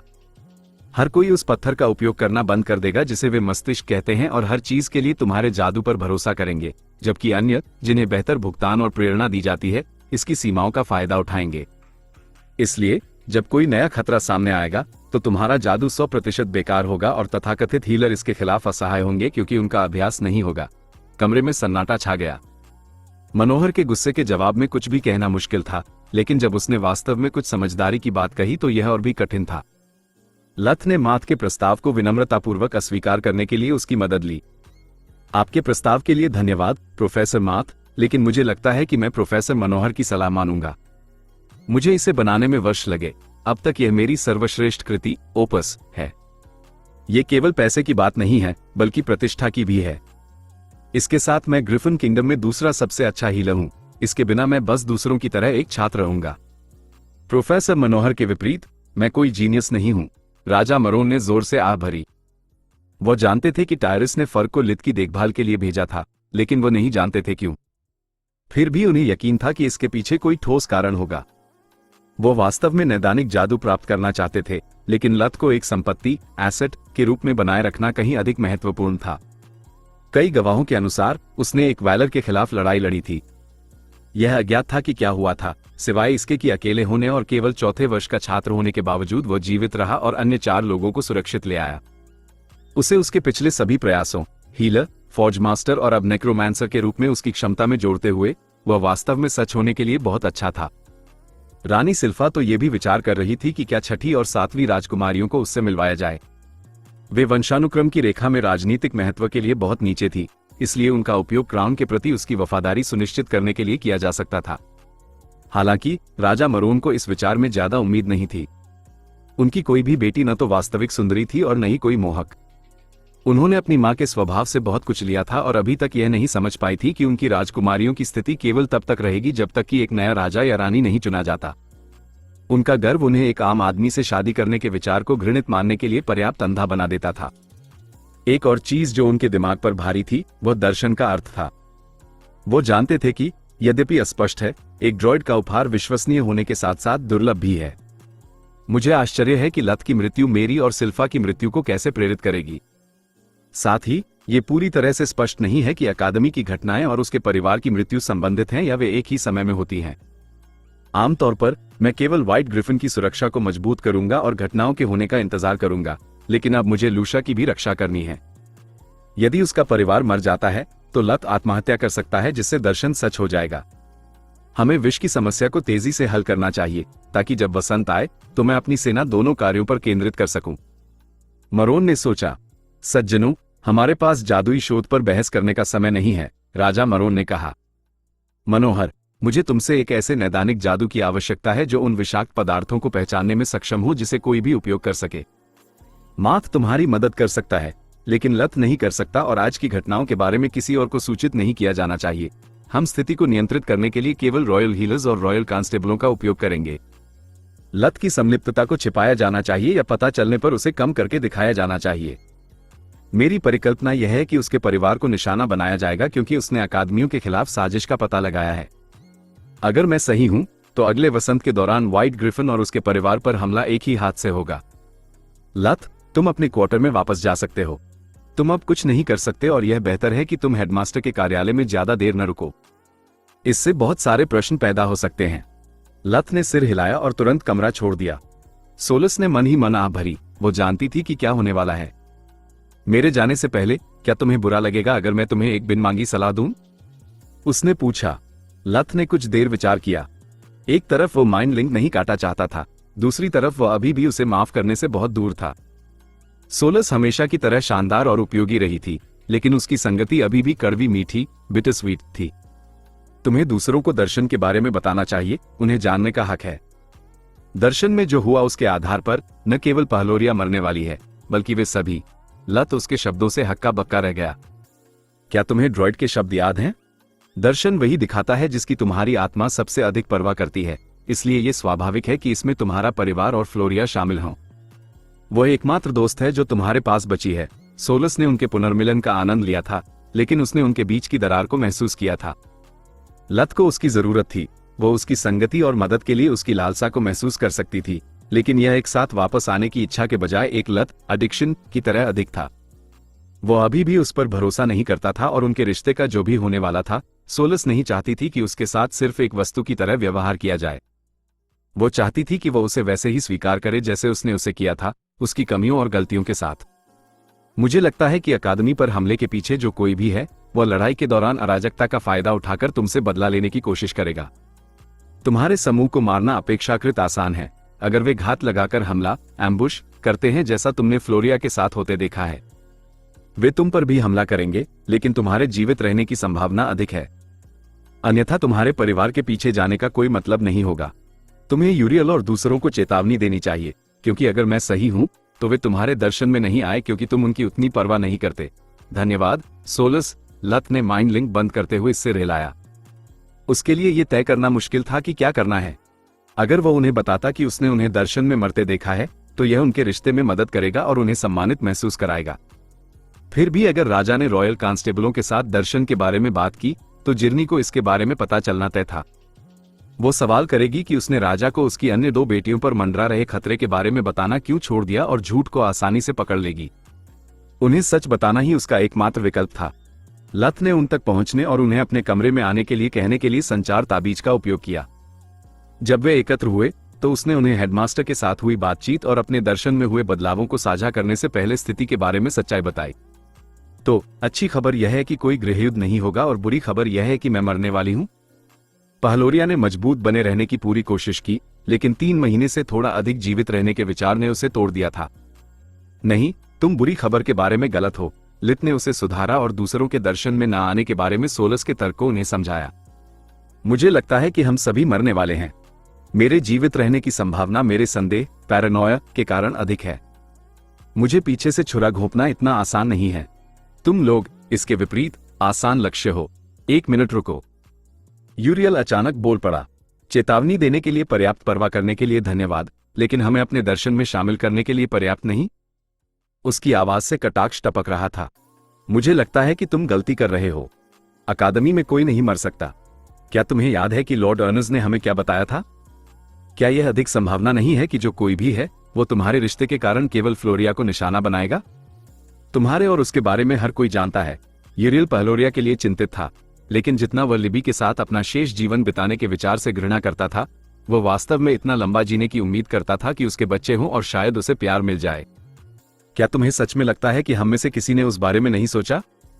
लत ने उपहास करने के बजाय आह भरी। सोलस के साथ बिताए थोड़े से समय के कारण वह अब कम अशिष्ट जर्क होने में सक्षम था। अकादमी पर हमला करना अपने आप में पागलपन है, जब तक कि यह किसी ऐसे व्यक्ति द्वारा किया गया अंदरूनी काम, इनसाइड जॉब न हो जो इसके पावर कोर को बाईपास करना जानता हो या एरेस को बंद करने के लिए मजबूर कर सके। चूंकि हमला होगा, मुझे पूरा यकीन है कि लिंजोस पावर कोर की छेड़छाड़ के लिए 3 बार जांच करवाएंगे। इसका मतलब यह नहीं है कि गद्दार इसे तोड़ फोड़ या नष्ट नहीं कर सकता। अगर बालकों के गुर्गों ने इसे करने में कामयाबी हासिल की, तो उचित ज्ञान वाला कोई भी व्यक्ति कर सकता है। हमले के बाद क्राउन ने क्रिस्टल और अर्थ ग्रिफिन अकादमियों के पतन को गुप्त रखने की कोशिश की थी, लेकिन यह लंबे समय तक नहीं चला। बालकों ने खुद ही बड़ी जीत के साथ खबर फैला दी थी।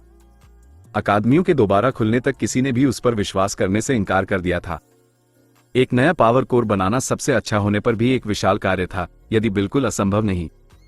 जब क्रिस्टल और अर्थ ग्रिफिन बंद रहे और उनके छात्रों को अन्य अकादमियों में स्थानांतरित कर दिया गया, तो सच्चाई को और नकारना असंभव हो गया। यूरियल और लड़कियां पीली पड़ गईं, उनकी उम्मीद की किरण बेरहमी से बिखर गई। फ्लोरिया को इस विचार पर कोई खुशी महसूस नहीं हुई कि कमरे में मौजूद हर कोई एक चलता फिरता शव, वॉकिंग डेड है। अब हम क्या करें? क्या हम कम से कम अपने माता पिता को बता सकते हैं? फ्रिया ने पूछा। मुझे नहीं लगता। क्वायर को अपना मुंह सूखा हुआ महसूस हुआ। हमारे संचार को बीच में ही पकड़ा, इंटरसेप्ट जा सकता है। राजा सब कुछ गुप्त रखने की पूरी कोशिश कर रहे हैं। लत को हमारे साथ भी इस बारे में बात नहीं करनी चाहिए थी। क्वाया को अतीत में लत की पीठ पीछे उसकी असली पहचान पर सवाल उठाने के लिए दोषी महसूस हुआ। भले ही वो मूड स्विंग से पीड़ित था और उसका स्वभाव इतना अच्छा नहीं था, फिर भी वो उन्हें कभी निराश नहीं करेगा।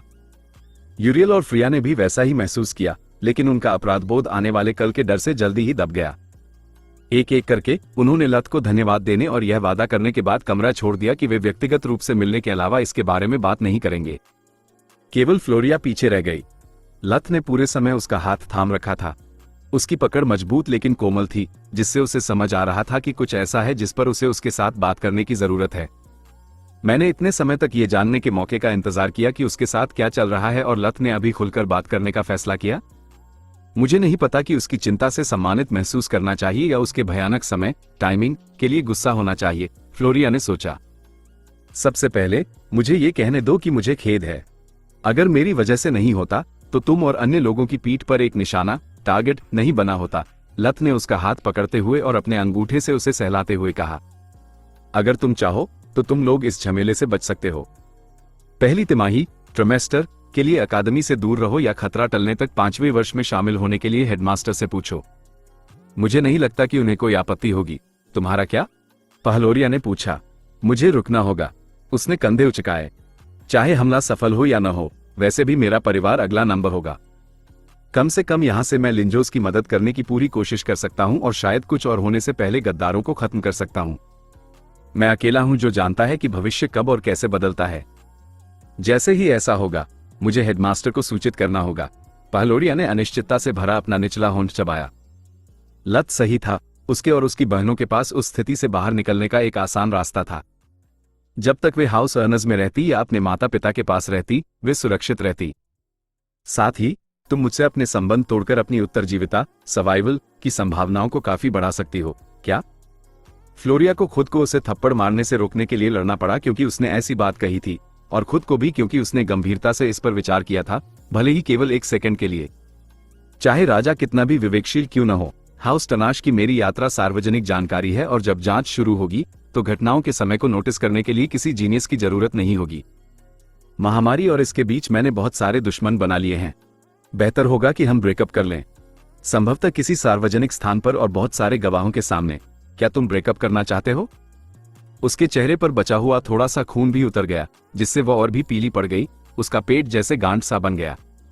मैं नहीं चाहता। लत ने अपना सिर हिलाया। लेकिन ये तुम्हारे लिए सबसे अच्छी बात है। क्या तुम्हें हमारी वह बात याद है, उस रात जब मैं ठीक हो रहा था?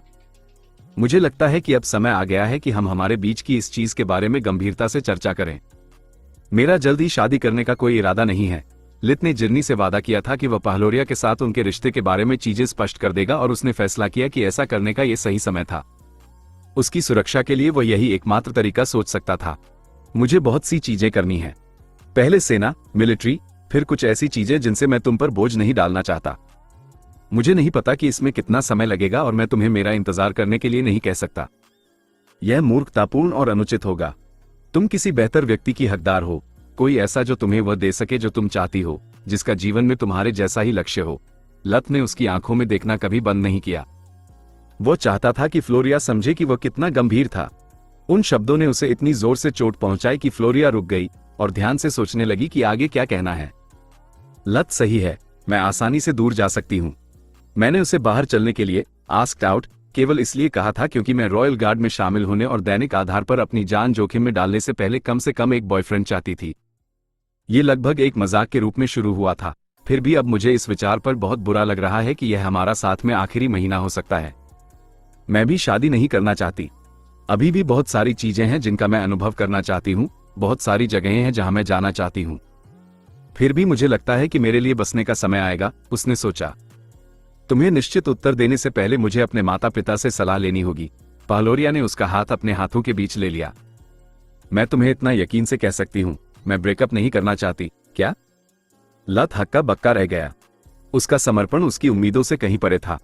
तुम्हें पता है, जब हम जीवन मरण की स्थिति में नहीं होते और मैं हमारे बारे में स्पष्ट रूप से सोच पाती हूँ, तभी मुझे ठीक नहीं पता होता कि मैं क्या महसूस करती हूँ। जिस बात के लिए मैं निश्चित हूँ वह यह है कि मैं तुम्हारी परवाह करती हूँ जैसे मैंने पहले कभी अपने परिवार के बाहर किसी के लिए नहीं की। चाहे वो दूसरी परीक्षा के बाद भावनात्मक रूप से मदद की जरूरत हो या जब अनडेड पहले और क्लैकर्स बाद में मुझे मार सकते थे, तुमने कभी मेरा साथ नहीं छोड़ा। हर बार जब हम खतरे में थे तुम खुद अकेले भाग सकते थे। इसके बजाय तुमने हमेशा हमारे समूह की रक्षा की। तुमने हमेशा मेरी रक्षा की। उसने उसके गाल को सहलाया, जिससे लत जितना हैरान था उतना ही आक्रोशित भी हुआ। जैसे कि खाक मैंने की। मैं बस अपने निवेश इन्वेस्टमेंट की रक्षा कर रहा था, अन्यथा मैं यूरियल या अन्य लड़कियों को नहीं बचाता। मुझे अतीत में उनमें से किसी की भी परवाह नहीं थी। फ्लोरिया मुझे केवल तब पसंद आने लगी जब हमने डेटिंग शुरू की। ये केवल उनकी गलती है कि वे मेरे धोखे में इतना गहरा गिर गए हैं कि मुझे किसी नायक की तरह चित्रित कर रहे हैं, लत ने सोचा। शायद वो सही है। शायद अब मैं समूह की परवाह करता हूं। मैंने उनके लिए अपनी जान उतनी बार जोखिम में डाली जितनी कोई निवेश उचित नहीं ठहराता। मैं बस अपने आप से यह स्वीकार नहीं कर सकता कि मैं उन्हें व्यक्तियों के रूप में देखता हूं, क्योंकि मैं फिर से चोटिल होने से डरता हूं। मैं जितने ज्यादा लोगों से प्यार करूंगा उतना ही ज्यादा मुझे खोना पड़ेगा, जैसा कि पहले प्रोटेक्टर और अब सोलस के साथ हुआ। अगर मैं उसे अतीत के बारे में सच्चाई बता दूं तो या तो वो मुझसे नफरत करेगी और पूरे साल मैंने जो कुछ भी किया वो बेकार हो जाएगा, या वो मुझ पर विश्वास नहीं करेगी, ये सोचकर कि मैं बस उसे दूर धकेलने की कोशिश कर रहा हूं। चाहे जो भी हो, मैं फंस गया हूं। यह एक हार हार लूज लूज वाली स्थिति है। उम्मीद करते हैं कि उसके माता पिता उसे विश्राम सबैटिकल लेने के लिए मजबूर करें। मेरे पास पहले से ही इतना कम है। मैं अकादमी में उस व्यक्ति को खोने का जोखिम नहीं उठाना चाहता जिसकी मैं सबसे ज्यादा परवाह करता हूं। अब भी ये जानने के बावजूद कि तुम्हारे या तुम्हारे परिवार के साथ क्या हो सकता है, तुम उन्हें चेतावनी देने के लिए घर भागने के बजाय अभी भी मेरी चिंता कर रहे हो। मैं वास्तव में देवताओं द्वारा धन्य हूं। पहलोरिया की मुस्कान चकाचौंध करने वाली थी, लेकिन ये केवल लित को और भी अधिक गुस्सा दिलाने में सफल रही। उसने 20 सेकंड से भी कम समय में सब कुछ अपने बारे में कैसे बना लिया? क्या उसे लगता है कि जीवन कोई प्रेम कहानी, रोमांस फिक्शन है? मैं तुम्हारे पास इसलिए आया क्योंकि तुम लोग ही अकेले हो जिनसे मैं व्यक्तिगत रूप से बात कर सकता हूं। साथ ही पुराने दर्शन विजन की तरह ही ऐसा कुछ भी नहीं है जो मेरा परिवार खुद को बचाने या अनुमानित परिणाम से बचने के लिए कर सके, उसने समझाया। उन्हें चेतावनी देने से वे केवल अपने जीवन के आखिरी महीनों को डर में जिएंगे। मैं उन्हें दूसरे दर्शन के बारे में कुछ भी बताने की योजना नहीं बना रहा हूं। जो कुछ भी होने वाला है वो मेरा बोझ है, उनका नहीं। उसकी बातें अनसुनी कर दी गईं। उसके कार्य के पीछे के तर्क को समझने के बजाय फ्लोरिया ने केवल इस बात पर ध्यान केंद्रित किया कि लत कितना बहादुर और सहनशील स्टोइक लग रहा था। उसने उसे कसकर गले लगा लिया, जिससे उसकी झुंझलाहट चरम पर पहुंच गई। फिर भी उसकी जलन केवल एक पल के लिए रही। लत को यह महसूस करने में बस इतना ही समय लगा कि उसकी स्थिति कितनी खराब थी। उसकी गर्मी और स्नेह ने उसकी आत्मा को घेरे हुए पाले की परत को नष्ट कर दिया। मुझे लगता है कि तुम्हें उन्हें सच बता देना चाहिए। वे सभी रहस्य जो तुम अपने पास रखते हो, वह सारा बोझ जिसे तुम साझा करने से इनकार करते हो, जल्दी या बाद में वे तुम्हें कुचल देंगे। तुम्हें हमेशा अकेले लड़ने की जरूरत नहीं है। पूरी दुनिया तुम्हारी दुश्मन नहीं है। मुझे नहीं पता कि माइप्रिनिंग टाउन में तुम्हारे साथ क्या हुआ था, और अगर तुम इसके बारे में बात नहीं करना चाहते तो मुझे इससे कोई परेशानी नहीं है। हालांकि मैं देख सकती हूं कि तुम गहरे दर्द में हो। कृपया मुझे अपने जीवन से वैसे बाहर मत करो जैसे तुमने वापस आने के बाद किया था। बस मुझे बताओ कि मैं तुम्हारे लिए क्या कर सकती हूं। अब जब पहलोरिया ने उसे थाम लिया था तो वो लित को फिर से फिसलने देने के लिए तैयार नहीं थी। जब से सोलस ने उसके सामने सब कुछ साफ किया था, लत अपनी भावनाओं को लेकर भ्रमित था। उसे किसी से बात करने की जरूरत थी, लेकिन उस क्षण तक उसे लगा जैसे वह दुनिया में अकेला है। ये सब एक झूठ था। लत अचानक बोल पड़ा, उसके आलिंगन का जवाब देते हुए। प्रोटेक्टर जीवित है, उसने कल्ला और यहां तक कि जंगल के भगवान लॉर्ड ऑफ द फॉरेस्ट ने मुझे सबक सिखाने के लिए मेरे साथ हेरफेर किया। अपने गुस्से में उसने अपनी पकड़ इतनी मजबूत कर दी कि उसे चोट पहुंच गई, जिससे फ्लोरिया दर्द में कराह उठी। कृपया शांत हो जाओ और मुझे शुरू से सब कुछ बताओ। लत ने उसे उस रात की सच्चाई बताई, कैसे वो प्रोटेक्टर को बचाने में विफल रहा था और कैसे वे दोनों केवल स्कॉपिको के हस्तक्षेप के कारण जीवित बचे थे। उसने उसे प्रोटेक्टर के जाने से पहले दिए गए भाषण को शब्द दर शब्द दोहराया। लत ने सोलस की भूमिका को बाहर रखा, ये दिखावा करते हुए कि उसका आक्रोश प्रोटेक्टर पर था, और उसने सामूहिक कब्र में प्रोटेक्टर की गायब लाश को खोजने के बाद कल्ला को सच बताने के लिए मजबूर किया था। फ्लोरिया एक से अधिक बार पीली पड़ गई, लेकिन कभी भी उसकी कहानी में बाधा नहीं डाली। लत के शांत होने का इंतजार करती रही। क्या तुम विश्वास कर सकती हो?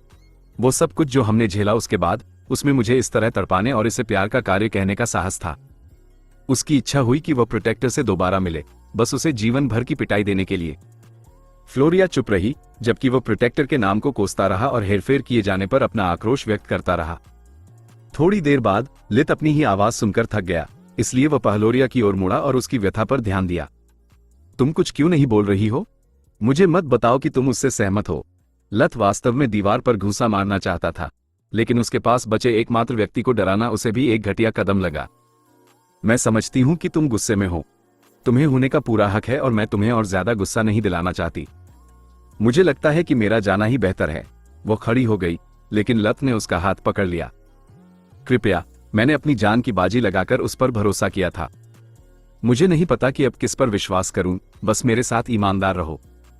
मुझे पुचकारना, कोडल्ड नहीं चाहिए, मुझे सच चाहिए। पहलोरिया ने उसका हाथ थाम लिया और उसे अपने हाथ से सहलाया। मुझसे वादा करो कि गुस्सा नहीं करोगे। मैं वादा करता हूं, लत ने दांत पीसते हुए कहा। उसके शब्द अच्छे संकेत नहीं दे रहे थे। मैं पूरी तरह से उससे सहमत हूं। लत ने शांत होने से पहले कुछ गहरी सांसें ली। वो चिल्लाया नहीं, किसी चीज पर मुक्का नहीं मारा, यहां तक कि उसने अपना हाथ ढीला रखने में भी कामयाबी हासिल की। क्यों? उसने बोलने में सक्षम होने के बाद पूछा। क्या तुम गंभीर हो? उसकी जगह मैं होती तो मैंने तुमसे झूठ नहीं बोला होता। जैसे ही तुम ठीक होते मैंने अपने हाथों से तुम्हारा गला घोंट दिया होता। कम से कम अब तुम जानते हो कि उसे या किसी और को जो तुम्हारी परवाह करता है कैसा महसूस होता अगर तुमने उनके लिए अपनी जान का सौदा किया होता। लत को एक बेवकूफ जैसा महसूस होने लगा। वो जानता था कि किसी प्रियजन की मृत्यु कितनी विनाशकारी हो सकती है। उसका नया जीवन इसलिए शुरू हुआ था क्योंकि काल की मृत्यु के कारण डोमिनो इफेक्ट शुरू हो गया था। साथ ही ये तुम्हारे मुंह से शोभा नहीं देता, किसी पर झूठा होने का आरोप लगाना। तुमने सालों तक अपने परिवार से देवताओं को पता नहीं कितनी बार लगभग हर चीज के बारे में झूठ बोला। तुमने मुझसे भी अनगिनत बार झूठ बोला। अपनी ताकत के बारे में, अपने उस रहस्यमयी भाई के बारे में जिसकी रक्षा के लिए तुमने इतनी मेहनत की, इस बारे में कि कैसे तुम हमेशा सुरक्षित वापस आ जाते हो भले ही तुम्हारी वर्दी इतनी बार तबाह हो जाती है कि यह डरावना है। मुझे नहीं पता कि तुम ऐसा क्यों करते हो और मैं अभी भी तुम्हारे सच बताने का इंतजार कर रही हूं। जो तुम अनुभव कर रहे हो वो वही है जो तुम्हारे परिवार ने महसूस किया होगा जब उन्हें तुम्हारे सभी झूठों का पता चला। मैं कैसा महसूस कर सकती हूं अगर और जब तुम मुझसे ईमानदार होने का फैसला करोगे। फिर भी उन्होंने इसके लिए तुम्हें कम प्यार नहीं किया, क्योंकि तुमने उन्हें बचाने के लिए, उन्हें एक बेहतर जीवन देने के लिए ऐसा किया था। मुझे लगता है कि तुम प्रोटेक्टर को एक दूसरा मौका देने के हकदार हो। उसने बस तुम्हारे साथ लत वाला खेल खेला। वैसे मुझे परवाह नहीं है कि तुम भेस में कोई ड्रैगन हो, मैं फिर भी तुम्हारी परवाह करती हूं। उसने भागने से पहले उसे जल्दी से एक छोटा सा चुंबन दिया, जिससे लत दंग रह गया। उसके भाषण का बहुत मतलब निकलता था, केवल अंतिम वाक्यांश उसकी समझ से परे था। अगर पहलोरिया ने ऐसी प्रतिक्रिया दी तो मुझे डर है कि माई अटिस्टा क्या कहेंगी अगर उन्हें सच्चाई पता चल गई, लित ने सोचा। वो सही है। मेरा हेरफेर किए जाने के बारे में शिकायत करना वैसा ही है जैसे नाना उदारता के बारे में उपदेश दे रही हो। जब मैं किसी के सामने खुद को खोलता भी हूं तो मेरी आधी बातें झूठ होती हैं। मुझे आश्चर्य है कि काल ने क्या कहा होता अगर उसे कभी पता चलता कि हमारे पिता के साथ वास्तव में क्या हुआ था। क्या वो मेरे किए के लिए मुझसे नफरत करता या वो सच छिपाने और सब कुछ अकेले कंधे पर ढोने के लिए बस मुझसे नाराजगी जताता? लत ने स्थिति के बारे में थोड़ी देर विचार किया और फिर फैसला किया कि नैतिक दुविधाएं इंतजार कर सकती हैं। उसे अगले दिन के पाठों के लिए अध्ययन करने और अगली वसंत में अकादमी के साथ जो कुछ भी हो सकता था उसके लिए आकस्मिक योजनाएं, कंटिंजेंसी प्लान्स तैयार करने की आवश्यकता थी। जल्द ही उसने खुद को सोलस के सुझाव की इच्छा करते हुए पाया, लेकिन उसका गुस्सा अभी भी बहुत तेज था। लत उसे एक ही दिन में 2 बार मदद के लिए नहीं बुला सकता था। यह उसके सामने और खुद के सामने ये स्वीकार करने जैसा होता कि वह उसे माफ करने के लिए तैयार है। अगले दिन से सेना और मेज एसोसिएशन की विशिष्ट इकाइयों, एलीट यूनिट्स, ने गुप्त रूप से विभिन्न अकादमियों के स्टाफ सदस्यों और उनके छात्रों की जांच की और उन्हें शुद्ध क्लेंस्ड किया। उचित नैदानिक मंत्र के बिना भी माथ ने एंटी माना परजीवियों के खिलाफ जो शुद्धिकरण मंत्र तैयार किया था वह अभी भी काम करेगा। ये पता चला कि केवल लिंजोज ही नहीं था जिसे जहर दिया गया था। उन सभी हेडमास्टर्स ने जिन्होंने उनके प्रोटोकॉल का पालन किया था उसी हश्र का सामना किया था और उनके साथ कई प्रोफेसर्स ने भी जो बालकों के अनडेड की लहरों के खिलाफ लड़े थे। भले ही उनकी संलिप्तता का कोई सबूत नहीं था, फिर भी गिरी हुई एथ और क्रिस्टल ग्रिफिन अकादमियों के जीवित स्टाफ सदस्यों को राजद्रोह के आरोप में चुपचाप गिरफ्तार कर लिया गया। शाही कांस्टेबलों ने उनसे पूछताछ की और पाया कि उनका एकमात्र अपराध अपने छात्रों के सर्वोत्तम हितों के बजाय अपने स्वयं के राजनीतिक एजेंडे को आगे बढ़ाना था। जल्द ही यह स्पष्ट हो गया कि अपराधी खाद्य श्रृंखला के शीर्ष पर कोई नहीं था, बल्कि उसके बिल्कुल निचले पायदान पर कोई था। आज की वीडियो बस यही तक थी। मिलते हैं अगले वीडियो में। तब तक के लिए bye bye, tata, take care.